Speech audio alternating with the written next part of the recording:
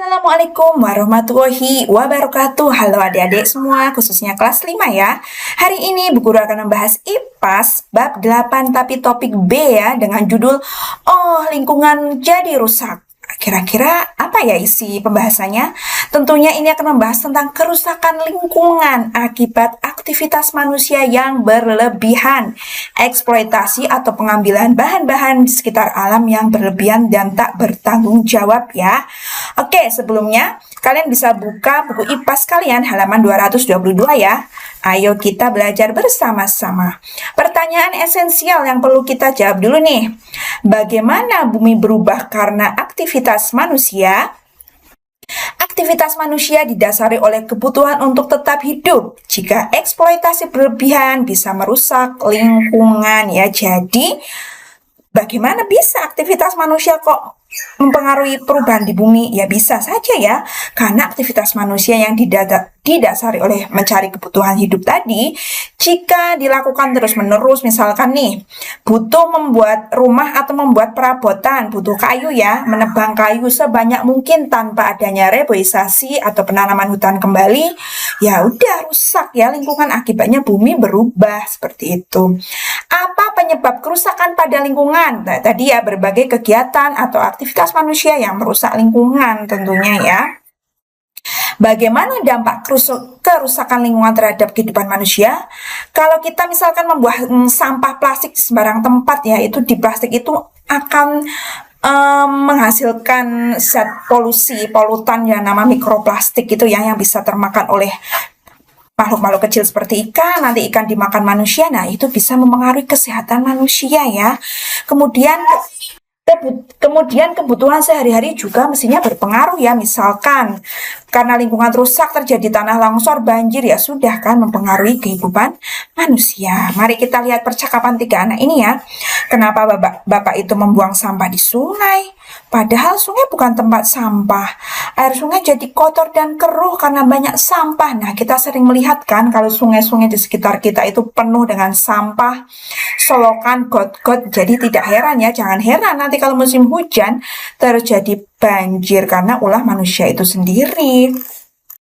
Perubahan lingkungan bisa terjadi dengan cepat atau perlahan-lahan. Perubahan dengan cepat mengakibatkan perubahan lingkungan yang dapat dilihat dengan segera. Misalnya ya, perubahan lingkungan karena bencana seperti gempa bumi, gunung meletus, atau tanah longsor. Berbeda dengan perubahan lingkungan yang perlahan-lahan, yang efeknya terlihat dalam jangka waktu yang lama. Ini nggak langsung terlihat efeknya, tetapi beberapa puluh tahun kemudian bisa saja terlihat ya. Berbagai kegiatan manusia dapat menyebabkan perubahan lingkungan tanpa kita sadari nih. Manusia membutuhkan kayu contohnya ya untuk membangun rumah sehingga menebang pohon di hutan. Jika tidak ada penanaman kembali atau reboisasi, lama-kelamaan hutan akan gundul ya. Nah itu yang rugi juga manusia. Manusia dan sampah. Hampir semua aktivitas manusia akan menghasilkan sampah, ya betul ya. Jumlah manusia yang terus bertambah, ya karena angka kelahiran juga bertambah ya, menyebabkan semakin bertambahnya sampah yang dihasilkan. Beberapa sampah mengandung bahan yang membutuhkan waktu yang lama untuk terurainya ya, seperti bahan-bahan dari plastik. Plastik akan tetap menjadi sampah untuk waktu yang lama ya. Sampah plastik yang tidak dikelola dengan baik, misalnya dibuang ke sungai atau ke laut, air sungai tidak bisa dimanfaatkan karena mengandung mikroplastik. Nah, seperti ini ya ilustrasinya ya, ini sampah plastik, kemudian akan menjadi potongan-potongannya kecil sekali, akan dimakan oleh ikan, ikannya sendiri nanti akan dimakan oleh manusia. Air sungai tidak bisa dimanfaatkan karena mengandung mikroplastik tadi ya namanya ya. Nah, mikroplastik ini dapat menjadi tempat menempelnya bahan berbahaya lain nih ya. Mikroplastik yang masuk ke dalam tubuh dalam jumlah besar dapat membahayakan kesehatan. Plastik yang tidak bisa keluar dari usus akan mengendap di dalam tubuh, lama-kelamaan dapat mengganggu sistem pencernaan tuh ya, bahayanya kayak gitu. Jadi manusia juga rugi kan. Mikroplastik itu apa? Komponen plastik yang berukuran kurang dari 5 mm, berarti kecil sekali ya. Biota, biota itu keseluruhan flora dan fauna yang terdapat di dalam suatu daerah. Mengenal jenis sampah, kan sudah tahu ya, sampah itu ada sampah organik, sampah non-organik, sampah plastik gitu ya. Komposisi sampah, komposisi itu artinya susunan sampah itu terdiri atas apa aja ya. Pertambahan jumlah penduduk merupakan salah satu faktor meningkatnya jumlah sampah di suatu wilayah. Menurut Kementerian Lingkungan Hidup dan Kehutanan, komposisi sampah yang ada di Indonesia berubah apa ya? 57% sampah organik, yaitu sisa makanan, kayu, ranting. Nah, inilah yang sampah yang bisa terurai ya, tidak menimbulkan pencemaran, malahan bisa sebagai humus penyubur tanah. 16% sampah plastik. Nah, ini yang bahaya. 10% sampah kertas. Ini masih mending bisa didaur ulang ya.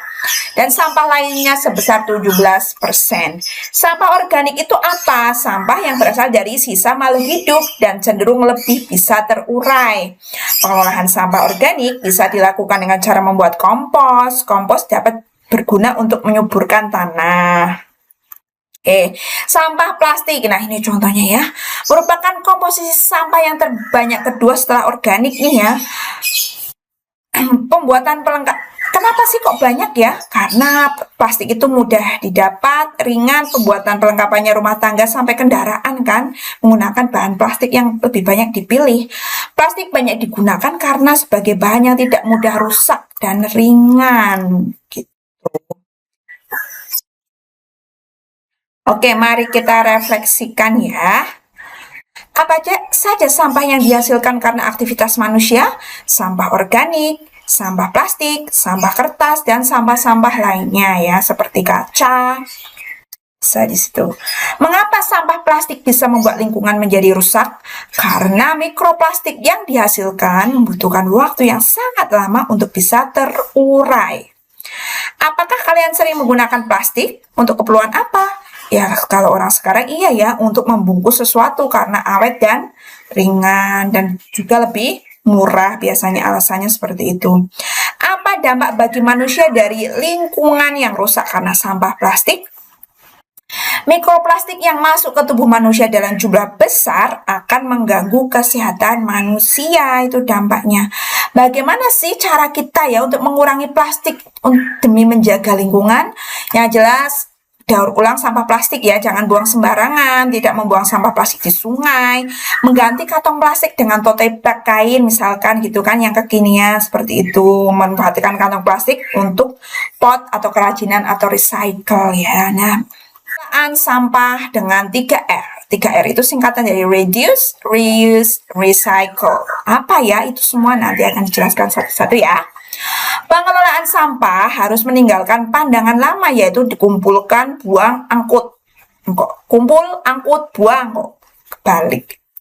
Tidak ya, tetapi kita sekarang itu menggunakan prinsip 3R, yaitu reduce, reuse, recycle. Apa sih itu semua? Nah, ini ya perbedaannya ya. Reduce, ini bahasa Inggris ini. Reduce itu artinya mengurangi sampah. Mengganti kantong plastik dengan tas belanja dari kain misalkan. Reuse, use itu itu berarti kembali, digunakan kembali. Jadi memanfaatkan kembali barang yang masih bisa digunakan, misalkan memanfaatkan botol plastik bekas untuk pot, ini ya bisa. Recycle itu daur ulang ya, kata kuncinya ya, menggunakan sampah untuk dilakukan daur ulang sehingga menjadi sesuatu yang bernilai, misalkan dibuat kerajinan ya, mendaur ulang kertas, botol plastik atau kaleng untuk yang bisa menghasilkan suatu nilai produk, nilai daya jual, bagus ya. Apa yang sudah aku pelajari di bab topik B ini? 1. Perubahan bumi bisa disebabkan oleh aktivitas manusia. 2. Perubahan lingkungan karena manusia disebabkan alasan untuk memenuhi kebutuhan hidup. Ya, jadi alasan karena ingin memenuhi kebutuhan hidup tapi tidak bertanggung jawab. Jadinya terjadi perubahan lingkungan. Semua aktivitas manusia akan menghasilkan sampah. Ya, betul. Sampah yang tidak dapat terurai Contohnya plastik akan menimbulkan kerusakan lingkungan. Sampah plastik bisa mencemari lingkungan dan mengandung bahan yang berbahaya bagi kesehatan, yaitu tadi namanya mikroplastik. Nah, itu ya pembahasan untuk topik B dengan judul "Oh, lingkunganku tercemar". Semoga bermanfaat dan menjadikan kita untuk sadar akan menjaga lingkungan sekitar dengan 3R tadi ya, reduce, reuse, recycle. Semoga bermanfaat. Selamat belajar, tetap semangat. Wassalamualaikum warahmatullahi wabarakatuh.